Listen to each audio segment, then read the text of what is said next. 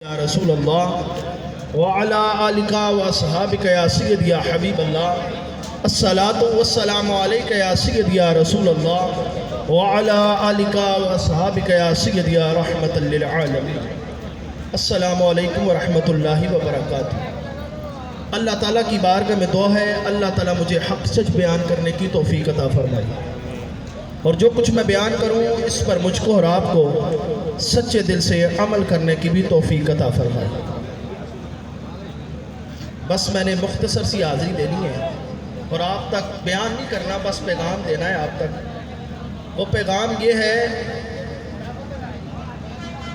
کہ ہم کو چاہیے کہ ہم اپنے دلوں میں حضور کی محبت کو پیدا کریں۔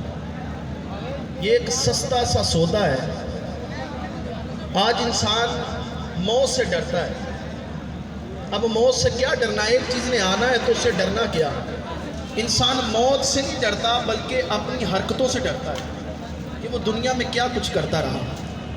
تو جب اس کے دل میں حضور کی محبت ہوگی، حضور کا عشق ہوگا، تو پھر موت بھی اس کے تابع ہوگی۔ پھر موت کا کوئی ڈر نہیں، پھر قبر کا بھی کوئی ڈر نہیں، حشر کا بھی کوئی ڈر نہیں، جب اس کے دل میں حضور کی محبت ہوگی۔ اور محبت اس طرح کرنی ہے جیسے حضور کے صحابہ نے کی ہے۔ آپ نے سنا علامہ صاحب بھی بیان میں فرما رہے تھے کہ حضور کے صحابہ نے کیسے کریم آقا سے محبت کی ہے۔ حضرت عرفہ بن مسعود رضی اللہ عنہ، آپ جب کریم آقا کی بارگاہ میں گئے، بھی کلمہ نہیں تھا پڑھا،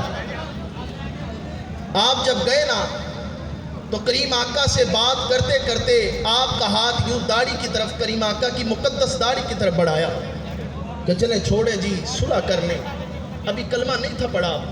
یوں ہاتھ جب بڑھایا تو آپ کے سکا بھتیجا مغیرہ بن شعبہ پیچھے کھڑا تھے۔ وہ ایمان کی دولت سے مالا مال ہو چکے تھے۔ انہوں نے تلوار کے دستہ نکالا اور چاچے کے ہاتھ پر مارا اور کہا، چاچا اگرچہ تو رشتے میں چاچا لگتا ہے پر یہ ہمارے نزدیک بید بھی ہے، اب تیرا ہاتھ حضور کی مقدس داڑھی کی طرف اٹھا تو میں نہیں دیکھوں گا، تو میرا چاچا ہے، میں تیرا ہاتھ کاٹ کے رکھوں گا۔ فرمایا ہوں نا، تو تیرا ہوئے، میں نے نہیں دیکھنا تو چاچا ہے، اب تیرا ہاتھ حضور کی مقدس داڑھی کی طرف نہ آئے۔ پھر جب آپ گئے، آپ نے کلمہ پڑھا، جب ایمان کی دولت سے مالا مال ہوئے، شیخ عبدالحق محدث دہلوی نے لکھا ہے، مدارج النبوہ کے اندر موجود ہے، آپ کہتے ہیں پھر آپ جب آئے تو آپ نے جب آ کر کفار نے کہا کہ تو کیا دیکھ کر آیا؟ کیونکہ جب آپ آگے نا دل میں حضور کی محبت پیدا ہو گئی تھی، ایمان کی دولت سے مالا مال ہو گئے تھے، تو کفار نے کہا، ابو جہل اور لہب نے کہا، تو کیا دیکھ کر آیا ہے؟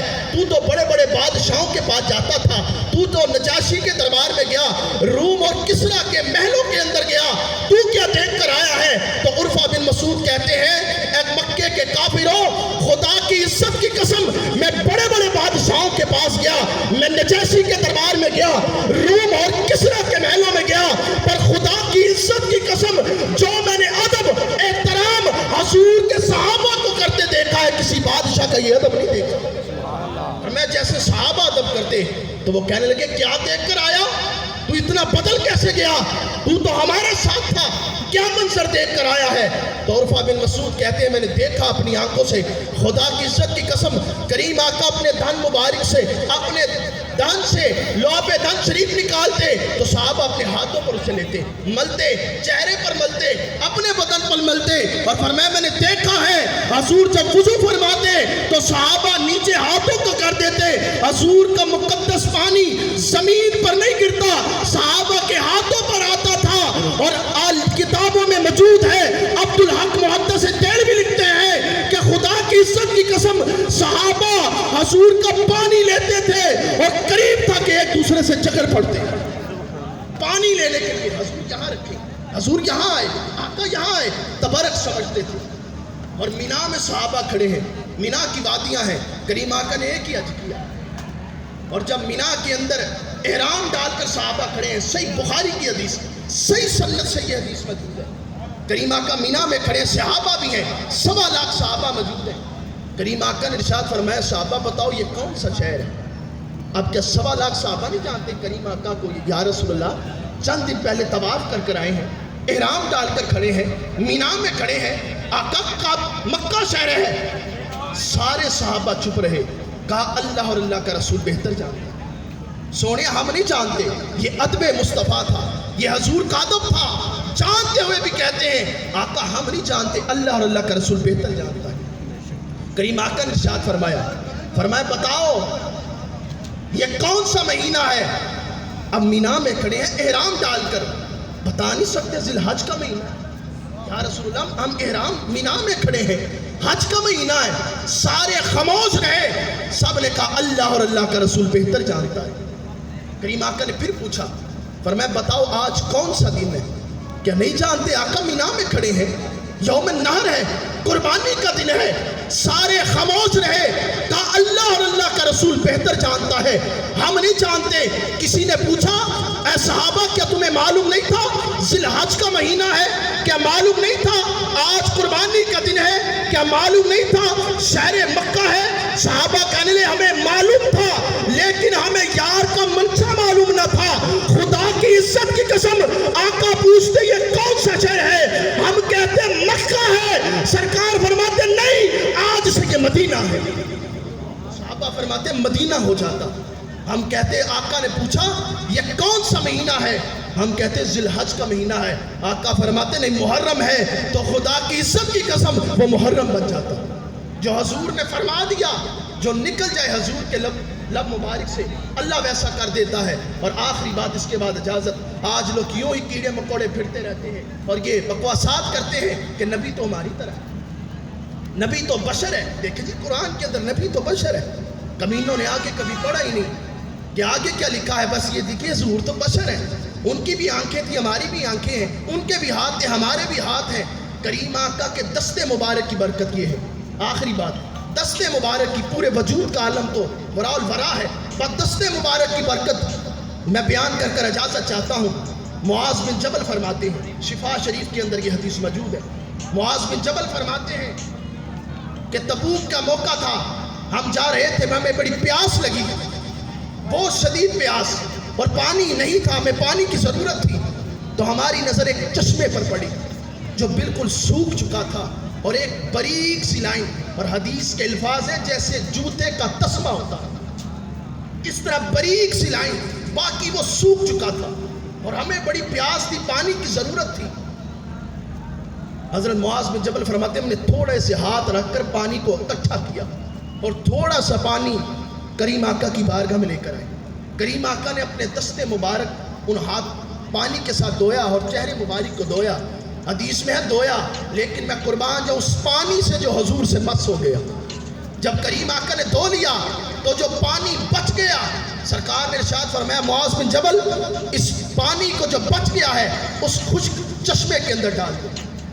صحابہ فرماتے ہم نے وہ پانی جب ڈالا تو ہم نے دیکھا دیکھتے دیکھتے وہ سارا چشمہ جو سوکھ چکا تھا وہ پانی سے بھر گیا، اور پانی کی آواز آتی تھی جیسے گرد کی آواز آتی ہے، وہ پانی کی آواز آتی اسی طرح۔ ہم نے اس پانی کے ساتھ وضو کیا اور میں نے پانی بھی لیا۔ جب پانی مل گیا تو کریم آقا نے ارشاد فرمایا معاذ بن جبل سنو، اگر تم نے لمبی عمر پائی، کریم آقا نے ارشاد فرمایا معاذ بن جبل اگر تم نے لمبی عمر پائی، طویل عمر پائی، کسی زمانے کے اندر صالح علیہ السلام کے دور کے اندر وہ تبوک کی وادیاں آباد تھیں، وہ بیابان ریگستان جس کے چشمے بھی سوکھ چکے تھے۔ آقا نے فرمایا معاذ بن جبل اگر تم نے طویل عمر پائی، لمبی عمر پائی، تو تم دیکھو گے جو میں نے پانی بچا ہوا پانی اس خشک چشمے کے اندر ڈالا ہے، اگر تم نے طویل عمر پائی تو تم دیکھو گے یہ ریگستان ہے، ایک وقت آئے گا یہاں باغ ہی باغ ہوں گے، باغات ہوں گے۔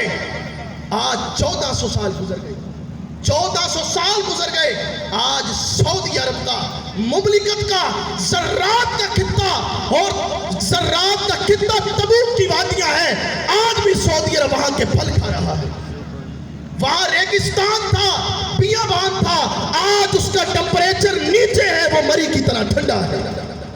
یہ حضور کے دستے مبارک کی برکت، بس پانی مس ہوا حضور کے ہاتھ مبارک سے، تو آج بھی اس تبوک کے اندر چشمے بھی ہیں، ہریالیاں بھی ہیں، آج بھی سعودیہ وہاں کے پھل کھاتی ہے. یہ کریم آقا کی عظمت اور شان ہے. بس اپنے دلوں میں حضور کی محبت کو پیدا کریں، حضور کی عقیدت کو پیدا کریں، حضور کے پیار کو پیدا کریں. اللہ کی بارگاہ میں دعا ہے اللہ عمل کی توفیق عطا فرمائے. وما علینا الا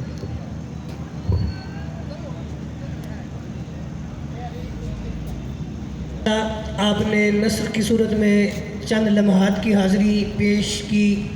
اب اس بزم سعید کے آخری ثناخوان آپ کے سامنے پیش کر رہا ہوں. میری مراد جناب حافظ محمد صابر صاحب، آپ کافی دیر سے یہاں پہ جلوہ فراز ہیں، محبت کا ثبوت ہے. قبلہ حضور جن کا بیان ہے چند لمحات کے بعد وہ تشریف لے کے آ جائیں گے. نعرہ تکبیر، نعرہ رسالت، نعرہ تحقیق. اس محبت اور اس یقین سے درود پڑھنا ہے کہ ہم پڑھتے ہیں لجپال کریم آقا سما